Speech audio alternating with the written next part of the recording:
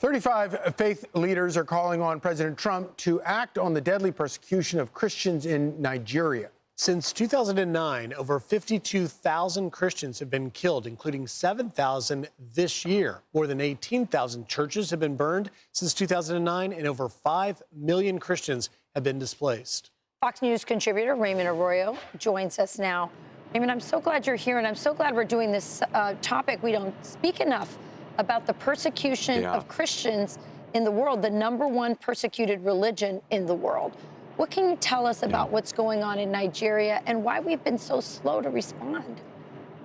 Well, first of all, just to put this in context, if you put together all the Christians persecuted for their faith around the globe, Rachel, they do not compute to the high numbers in Nigeria.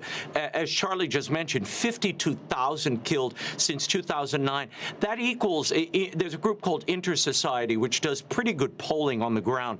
They say that's about 35 Christians killed every day. Okay, 3 churches are destroyed every day in this area. And look, it's a combination. In northern Nigeria, you have both Muslims and Christians being killed. But in the Middle Belt and elsewhere, it's all Christians being slaughtered.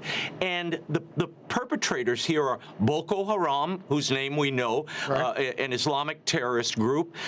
You have these Fulani herdsmen who run around on horses or on motorcycles with machine guns. They literally mow these Christians down, these farmers who are tending to their land. It is an outrage. And back in 2017, the Trump administration designated Nigeria as a country of particular concern, which came with sanctions.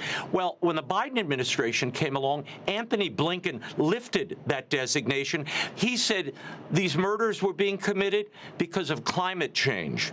So that's why you see now Ted Cruz and 35 Christians saying, wait, we need to redesignate Nigeria as a country of particular concern. It's a bloodbath. It's a genocide. It does seem like if this were happening to somebody else, you would see it on the front page of the New York Times, the front page of the Washington Post every day. Why isn't it? Well, I think because, A, it's Africa, and we just don't cover Africa the way we should, and B, for whatever reason, Islamic terrorism is just not covered.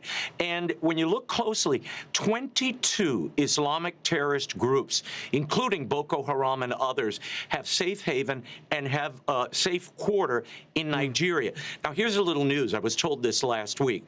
There is a group of Nigerian legislators coming to Washington this week trying to petition the Trump administration and Congress from designating their country as a one of particular concern. They don't want this, but they're doing nothing to protect the Christian population there and to stop these radical Islamic groups from just laying waste to people on the other side of the religious divide from them. But I've spoken to Christian leaders there for decades. They will tell you they are very much afeared that Nigeria is going to turn into what Egypt and Constantinople became, which, remember, was a majority Christian country that over time you had an Islamic destruction of the faith. And that's what's happening in Nigeria in real time. We've got to do something here, at least put sanctions on this government. What's remarkable, I couldn't agree with you more, and what's remarkable is, despite this persecution, the number of conversions and the faith of the African church is something that's so inspirational. So we appreciate you joining us on this story. It's so important. Thanks, Raymond. Happy to do it. Raymond. It's really important. Thank you all for covering it. I'm Steve Ducey. I'm Brian Kilmeade. And I'm Ainsley Earhart. And click here to subscribe to the Fox News YouTube page to catch our hottest interviews and most compelling analysis.